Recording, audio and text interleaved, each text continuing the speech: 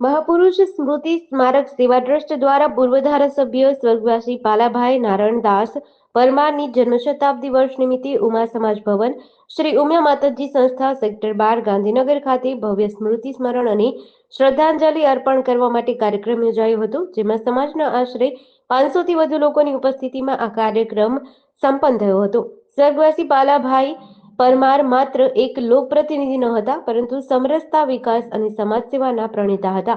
કડી તાલુકાના મોકાસણ ગામમાં પ્રથમ વખત વીજળી લાવવાનો ઐતિહાસિક કાર્ય તેમણે કર્યું હતું, જે તે સમયગાળામાં વિકાસની દિશામાં એક ક્રાંતિકારી પગલું માનવામાં આવતું હતું। તેમના કાર્યકાળ દરમિયાન ગરીબ, પીડિત અને વંચિત વર્ગના હક માટે તેમણે સતત સંઘર્ષો કર્યા હતા।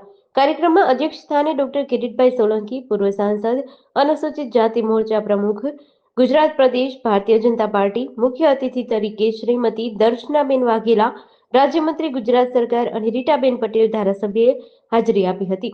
આ પ્રસંગે સમાજ માટે ઉત્તમ કાર્ય કરનાર, વિવિધ હોદ્દાઓ પર ફરજ બજાવતા અને નિવૃત્ત થયેલા આગેવાનોનું સન્માન કરવામાં આવ્યું હતું। દલિત સમાજના લોકનેતાઓ, કર્મઠ રાજનેતાઓ, દલિત સામાજિક સંસ્થાઓનું સંચાલન કરતા આગેવાનો, ધાર્મિક સંસ્થાઓની ગુરુગાદીના મહંતો તેમજ સંસ્થાના હોદ્દેદારો અને સમસ્ત સમાજનો મોટી સંખ્યામાં લોકો ઉપસ્થિત રહ્યા હતા।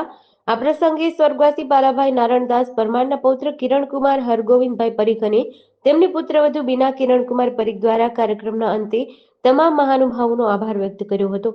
પાલાભાઈ એ ધારાસભ્ય હતા અને એમના દીકરા હરગોવિંદભાઈ અને એમના પુત્ર કિરણભાઈ એમના સ્મૃતિમાં આજે એક કાર્યક્રમ રાખ્યો છે ને આ કાર્યક્રમમાં આપણે જોઈએ પ્રમાણે કે પાલાભાઈએ તેમના જીવનમાં સમાજના સેવા માટે કયા કયા કામ કર્યા છે એનું આપણે અહીંયા એક વર્ણન કરીએ। અને હું એ વાત જરૂર કહીશ કે એમણે મોકાસણ તાલુકા અને કડીમાં ત્યાંથી એમના જીવનની શરૂઆત કરી અને ત્યાં એક સરપંચ તરીકે એ ચૂંટાયા।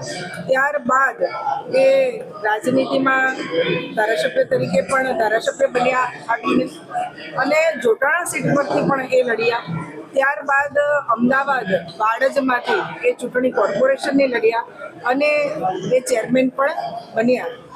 હું એ વાત જરૂર કહીશ કે આ એમની જીવનની સફરમાં એમણે જે કામ કર્યા ને એ સમાજના લોકોને ખૂબ ઉપયોગી થાય એવા કામ કર્યા છે, સેવાનું કામ કર્યું છે। આખું જીવન એક આદર્શ જીવન હતું ને એમના જીવનમાંથી આપણે ઘણું બધું શીખવું જોઈએ। એના માટે એમના પરિવારનો એક પ્રયત્ન છે। થોડા સમય પહેલા મારા મત વિસ્તાર અસારવામાં પણ એક સરસ સેવાકીય કાર્યક્રમ રાખ્યો હતો પરિવારે, એમાં પણ હું ઉપસ્થિત હતી। ત્યારબાદ હમણાં આપણે જાણીએ છીએ પ્રમાણે કે એક પેડ માં કે નામ જે આપણા વડાપ્રધાન શ્રીએ એક સૂચન બધાને કર્યું છે, તો આ પરિવારે આમના યાદમાં 111 વૃક્ષો પણ વાવ્યા અને એનું જતન થઈ રહ્યું છે। એવા અવારનવાર આ પરિવાર, પાલાભાઈનો પરિવાર એક સેવાકીય કામ કરે છે અને એની સાથે સાથે એમના જે દાદા હતા એ કિરણભાઈના દાદા, એમણે જે આખી જીવન સેવા કરી છે અને સમાજ માટે કામ કર્યું છે, તો સમાજને આજે અહીંયા ભેગા કરીને એમની સ્મૃતિમાં એક શ્રદ્ધાંજલિનો કાર્યક્રમ રાખ્યો છે।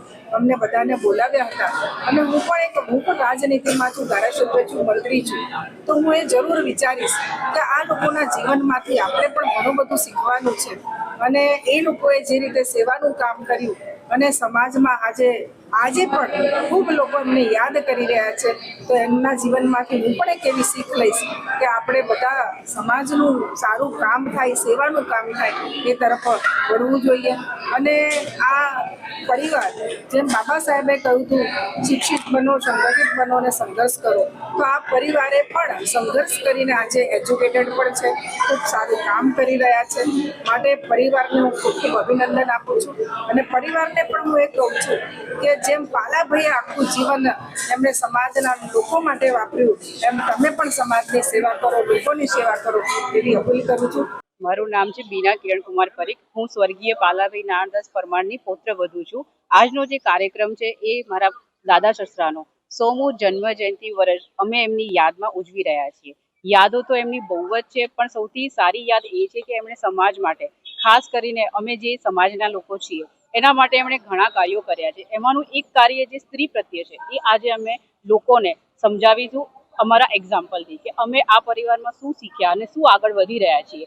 એમની જે જડ અમારા પરિવારમાં છે એને અમે વર્ષો વર્ષ આવી રીતે સાચવીને રાખીશું. આ અમારા દાદા સસરાનું અમને આપેલું એક ખૂબ જ મોટું વરદાન છે, જેને અમે જાળવીશું અને આગળ વધીશું. હું લક્ષ્મણભાઈ રાવત, રહેવાનું અમદાવાદ, અને મહાપુરુષ મૂર્તિ સ્મારક સેવા ટ્રસ્ટના પ્રમુખ તરીકે હું રાષ્ટ્રીય મહાપુરુષોના જીવન ચરિત્રને ઉજાગર કરવાનું કાર્ય કરું છું. ખાસ કરીને આજે જે કાર્યક્રમ આયોજન થઈ રહ્યું છે એમાં શું કાર્યક્રમ છે અને કોણ કોણ મહાનુભાવો ઉપસ્થિત રહેવાના?